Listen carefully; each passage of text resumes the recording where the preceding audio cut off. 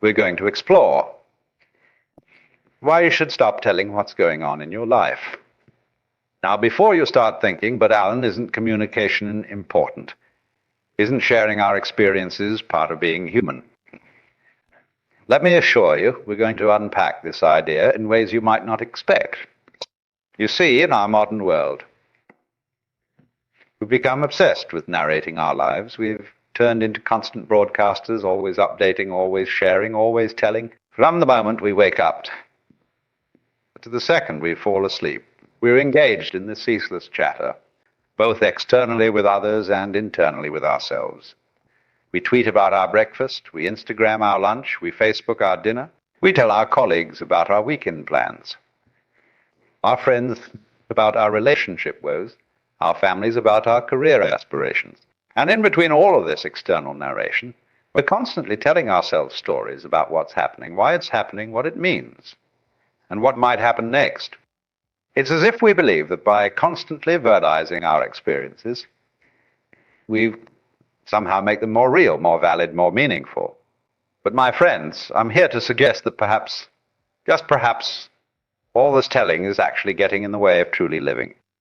Now, don't get me wrong. I'm not suggesting we all take a vow of silence and become hermits in the mountains, although I must say the view up there is quite spectacular. What I'm proposing is a shift in perspective, a new way of engaging with our lives that's less about narration and more about pure experience. Think about it for a moment. When was the last time you simply experienced something without immediately trying to put it into words? When was the last time you allowed an event, a feeling, a moment to simply be without trying to capture it, analyze it, or share it with someone else? It's a rare thing, isn't it? We've become so accustomed to this constant narration that the idea of not telling feels almost unnatural. It's as if we believe that if we don't put our experiences into words, they somehow didn't really happen. As if, by not telling, we're somehow missing out or failing to fully engage with our lives. But here's the kick 'em. The exact opposite is true. By constantly telling what's going on in our lives, we're actually creating a barrier between ourselves and our direct experience of life. We're inserting a layer of abstraction, a filter of words and concepts between us and the raw, immediate reality of our existence. Let's take a simple example. Imagine you're walking in a beautiful forest. The sun is filtering through the leaves, creating dappled patterns on the forest floor. Birds are singing in the trees, and a gentle breeze is rustling the leaves. It's a moment of pure, natural beauty. Now, what typically happens in a moment like this? For most of us, our immediate impulse is to try to capture it. We might take out our phones to snap a picture. We might start composing a social media post in our heads, taking a peaceful walk in nature, a blessed forest bathing. We might start thinking about how we describe this moment to our friends later. But in doing all of this, and all this effort to capture and communicate the experience, we're actually missing the experience itself. We're not fully present in the moment. We're not really seeing the play of light and shadow, hearing the intricate melody of the bird song, feeling the gentle caress of the breeze on our skin. We're too busy turning the experience into words, into a story, into something we can tell. That's how eloquent we are.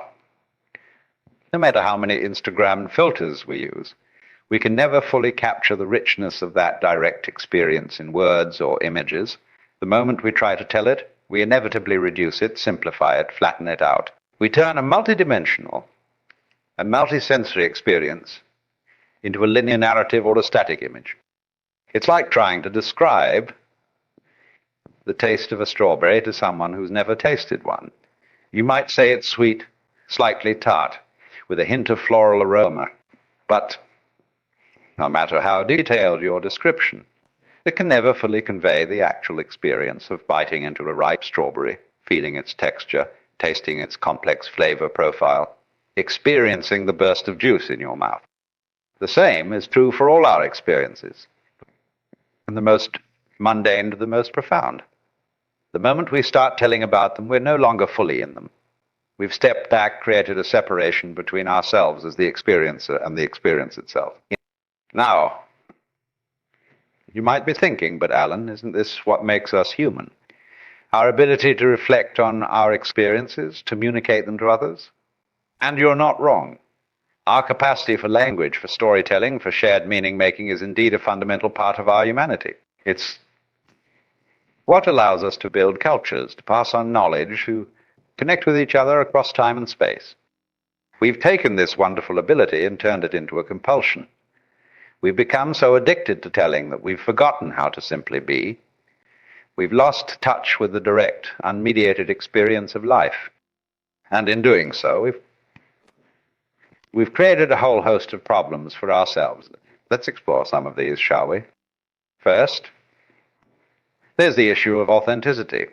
When we are constantly narrating our lives, we often fall into the trap of curating our experiences. We start to live our lives as if we're characters in a story, always aware of our audience, always thinking about what we're doing will look when we tell about it later. Have you ever caught yourself in a beautiful moment thinking not about the moment itself, but about how you'll describe it on social media later? Have you ever done something not because you genuinely wanted to, but because it would make a good story? This is the danger of excessive telling. We start to live our lives for the narrative rather than for the experience itself. We become performers in our own lives rather than genuine participants.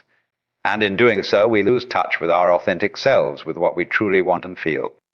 Then there's the problem of anxiety and overthinking.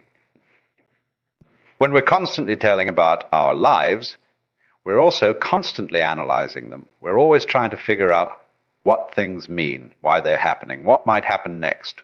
And while a certain amount of reflection can be healthy, too much of it leads us down the rabbit hole of anxiety and rumination. Think about it. How often do you find yourself replaying conversations in your head, thinking about what you should have said? How often do you worry about future events, spinning out elaborate scenarios in your mind? How often do you dissect your own actions and motivations, trying to figure out why you did what you did? All of this mental chatter, all of this telling and retelling, creates a constant state of low-grade anxiety. We're never fully at peace because we're never fully in the present moment. We're always somewhere else in our minds, narrating, analyzing, worrying.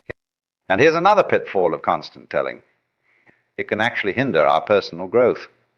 When we immediately verbalize our experiences, we often short-circuit the natural process of integration and insight.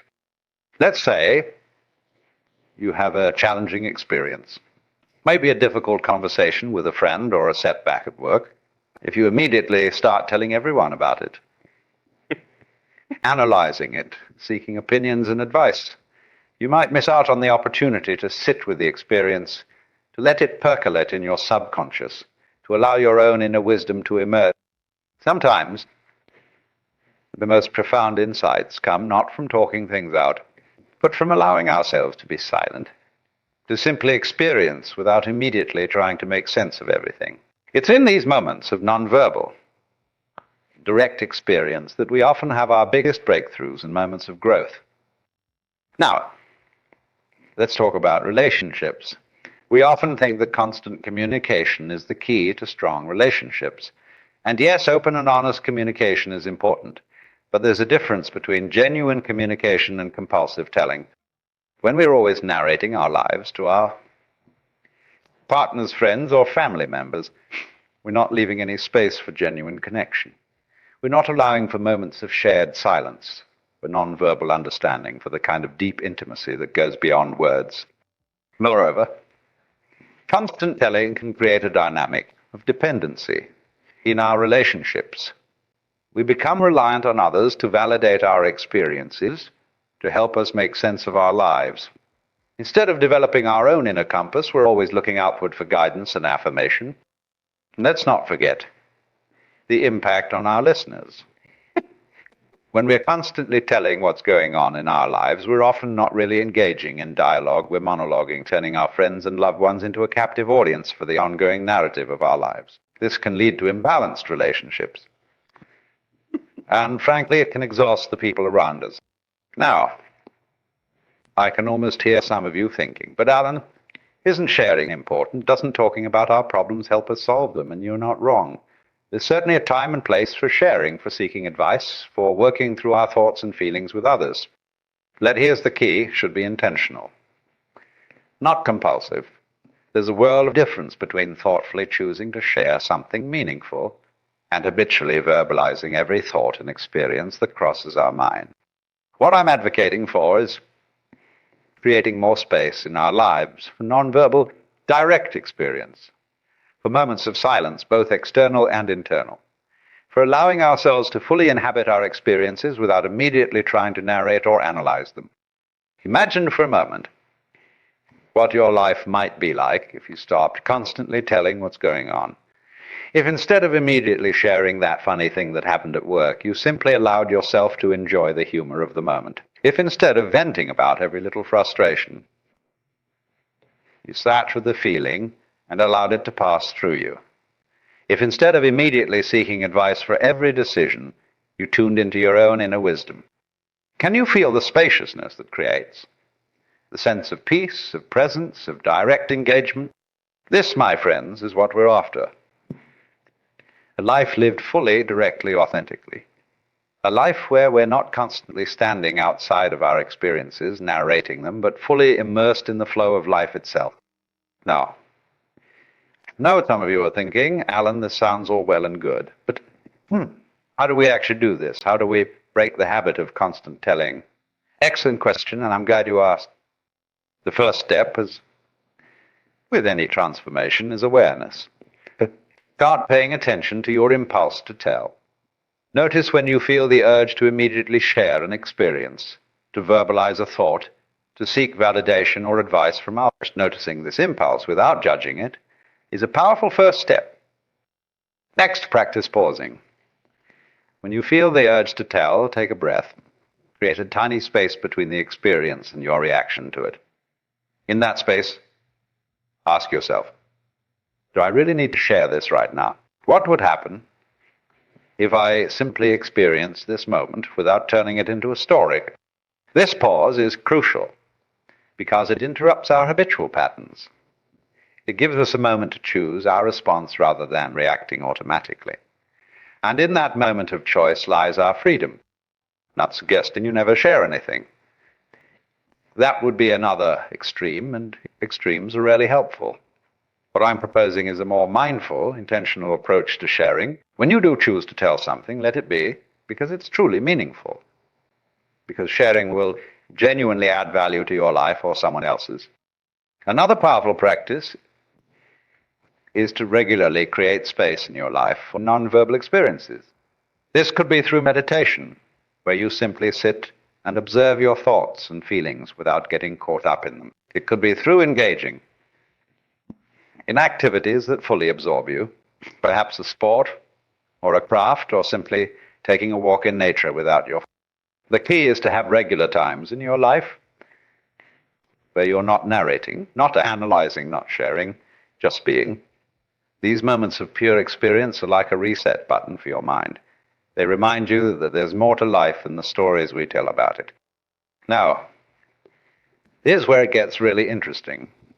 As you practice this, as you create more space for direct, non-verbal experience in your life, you might notice some surprising changes. First, you might find that your experiences become richer, more vivid. When you're not constantly translating your life into words, you open yourself up to a whole range of sensations and perceptions that you might have been missing before. Colors might seem brighter, flavors more intense, emotions more nuanced. You might also notice that your relationships change. As you become less dependent on constant verbal validation and more comfortable with silence, you might find that your connections with others deepen. You might discover new levels of nonverbal understanding, of simply being present with another person without the need for constant chatter. Your decision-making might improve. When you're not constantly seeking external input, you might find that you become more attuned to your own inner guidance. You might make choices that are more aligned with your true self, rather than being swayed by the opinions and expectations of others. And perhaps most importantly, you might find a new sense of peace.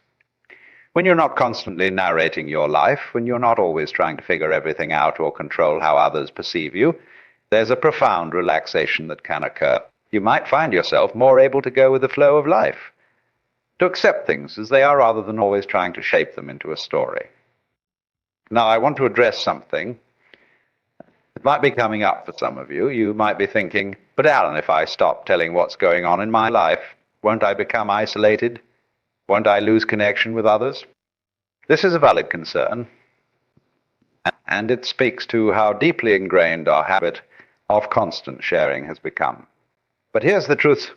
Real connection, deep connection, often happens in the spaces between words. It happens in shared experiences, in moments of silent understanding, in the unspoken language of presence and attention. Think about some of the most profound moments of connection in your life. Were they moments of constant chatter, or were they moments of shared presence? Perhaps it was sitting with a loved one, watching a beautiful sunset. Or maybe it was a moment of silent understanding with a friend during a difficult time. Or perhaps it was the wordless bond you felt with your child or pet. These moments of deep connection don't require words.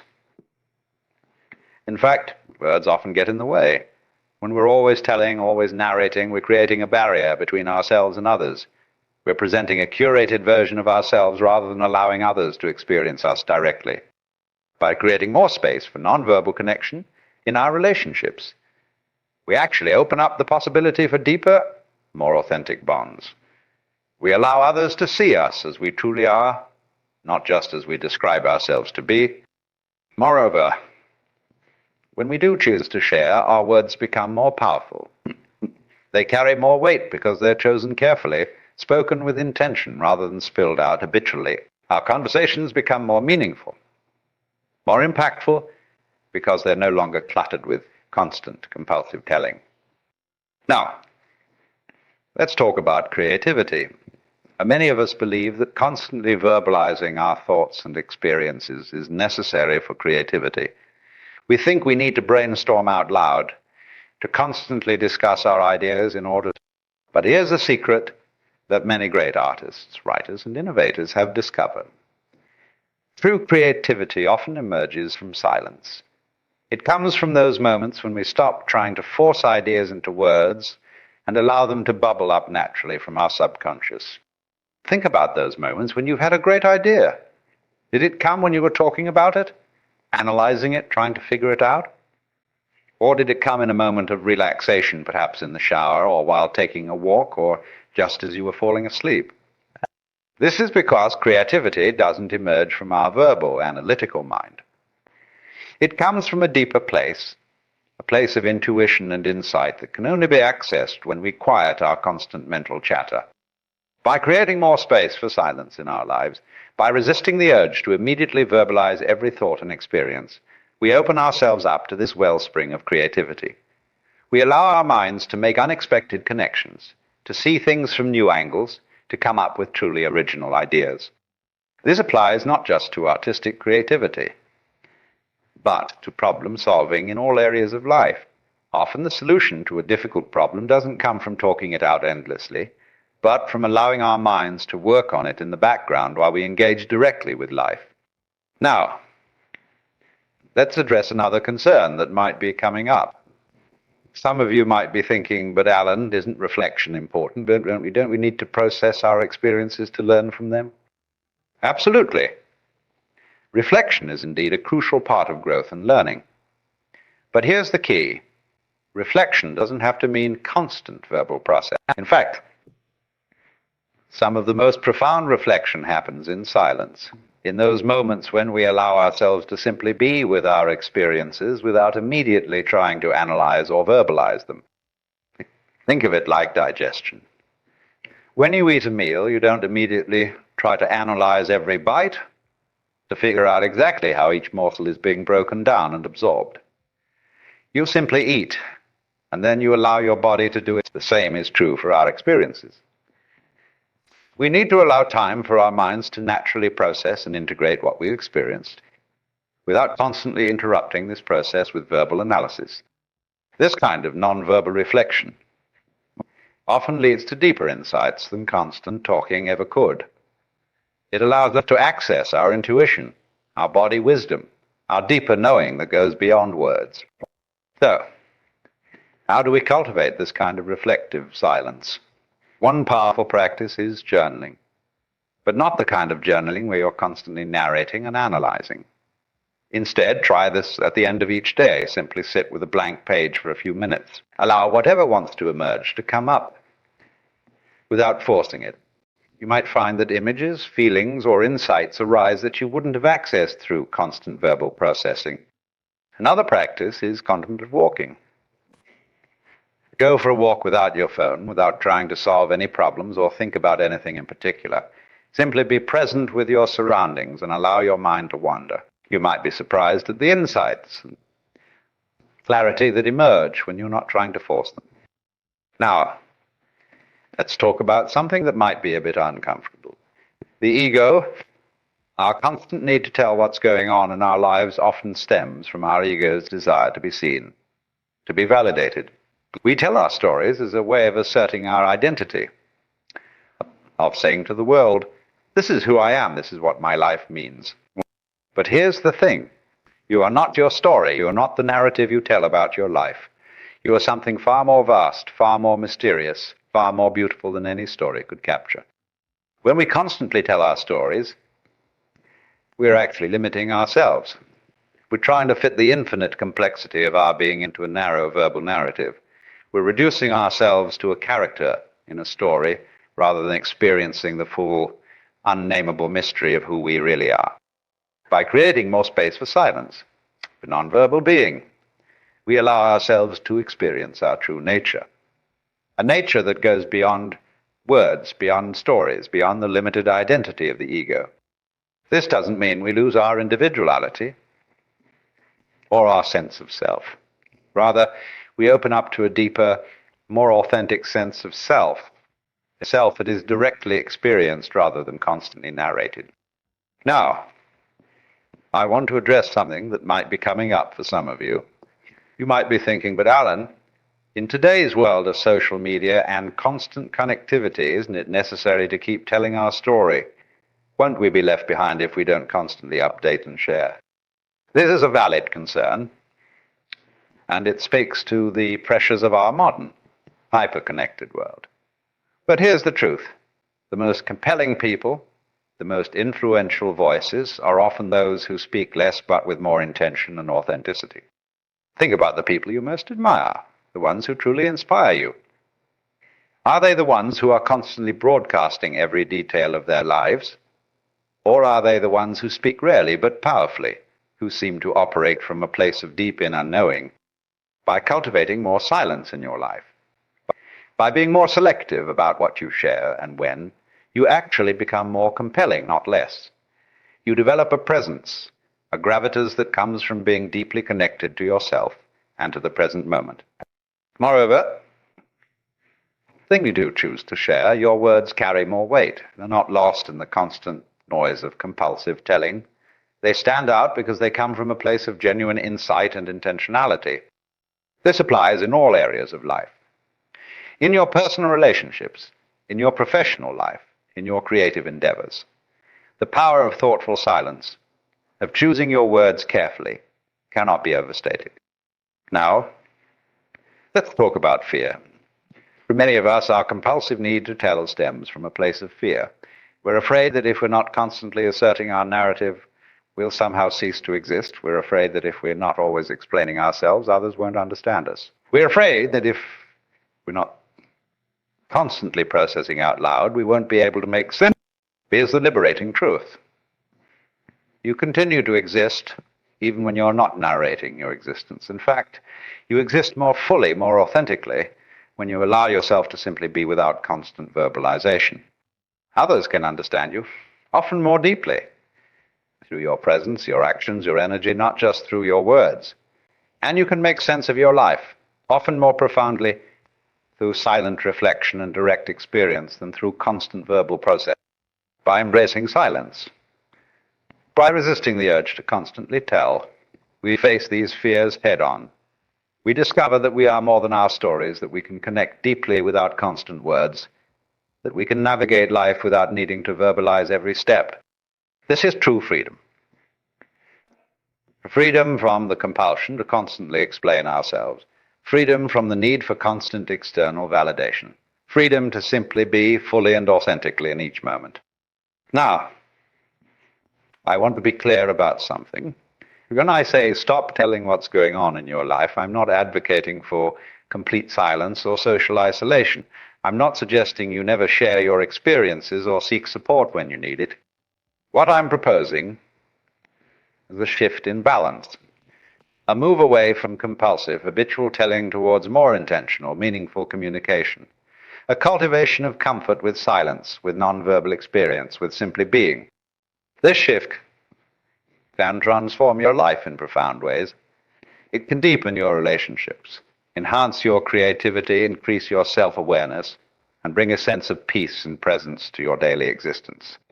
Imagine waking up in the morning and, instead of immediately reaching for your phone to check messages or post about your dreams, simply lying there for a few moments, feeling your breath, noticing the sensations in your body, allowing yourself to simply imagine going through your day with a sense of spaciousness, not feeling the need to immediately verbalize or share every experience, but allowing yourself to fully inhabit each moment. Imagine connecting with loved ones not just through constant chatter, but through moments of shared silence, of wordless understanding, of simply being present together. Imagine approaching challenges not by immediately seeking advice or venting your frustrations, but by sitting with the situation, allowing your inner wisdom to emerge, finding solutions that come from a place of deep intuition rather than reactive thinking. This is the power of stopping the constant telling. It's not about becoming mute or disconnected. It's about becoming more fully alive, more deeply connected to yourself and to life itself. As we come to the end of our exploration, I want to leave you with a challenge. For next week, try the time you feel the urge to immediately tell something, whether it's posting on social media, venting to a friend, or even just narrating your experience to yourself in your head. Pause, take a breath. Ask yourself, I really need to tell this right now? What would happen if I simply experienced this moment fully without turning it into a story? You don't have to maintain this pause forever. Just for a moment, and in that moment you might discover something profound. You might taste the richness of unmediated experience. You might feel the spaciousness of simply being without the need to constantly assert your narrative. And in that spaciousness, in that silence, you might find that everything you've been seeking through your constant telling, understanding, connection, meaning peace, is already there waiting for you to notice it. So, my friends, I invite you to embrace the power of not telling, to create more space in your life for direct, unmediated experience, to become comfortable with silence, both external and internal. Just that, you are more than your story, that your life has meaning beyond the narrative you tell about it. In doing so, you open yourself up to a deeper, richer, more authentic way of being. You allow life to flow through you more freely, unobstructed by the constant dam of verbalization. You become more fully yourself, more fully alive. And paradoxically, when you do choose to speak, to share, to tell, your words will carry more power, more authenticity, more impact, because they'll come from a place of deep presence, of genuine insight rather than habitual chatter.